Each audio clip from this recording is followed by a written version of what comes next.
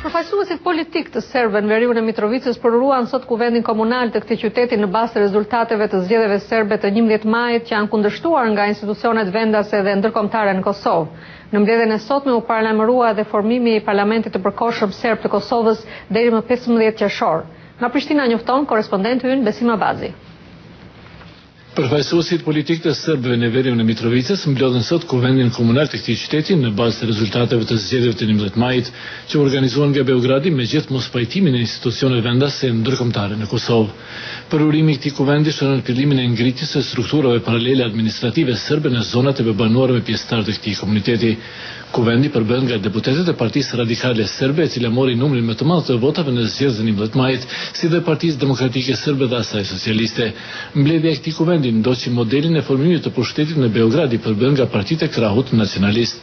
Në mbledhjen e sotme u paralajmërua edhe krijimi i parlamentit të përkohshëm serb të Kosovës, i cili sipas përfaqësuesit të Partisë Radikale Serbe Ljubomir Kragović do të mblidhet deri më 15 qershor kur hyn në fuqi kushtetuta e Republikës së Kosovës. Ai tha se parlamenti do të ketë 45 delegatë nga të cilës 43 do të zgjidhen nga deputetët e kuvendeve komunale, ndërsa 2 vende janë të rezervuara për pjesëtarët e komuniteteve muslimane e Rome. Formimi i këtij parlamenti do të ishte një përgjigje popullit serb ndaj pavarësisë së Kosovës dhe hapave të tjerë, që është paralajmërimi i hyrjes në fuqi të kushtetutës së Kosovës, ka thënë Ljubomir Kragović, duke u bërë thirrje qeverisë dhe parlamentit të Serbisë që të japin udhëzimet për veprimet e mëtejshme. Ai ka thënë se Beogradi duhet të shpallë brenda një periudhe prej 3 deri në 6 muaj zgjedhjet për pushtetin qendror në Kosovë.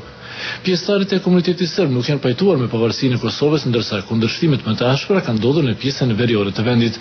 Një pjesëtar i policisë së Kombeve të Bashkuara humbi jetën, ndërsa 10 të tjerë u plagosën gjatë trazirave të dhunshme të 17 marsit në veriun e Mitrovicës, ndërsa më herët prej andej u larguan edhe pjesëtarët e misionit të Bashkimit Evropian për shkak të incidenteve të dhunshme.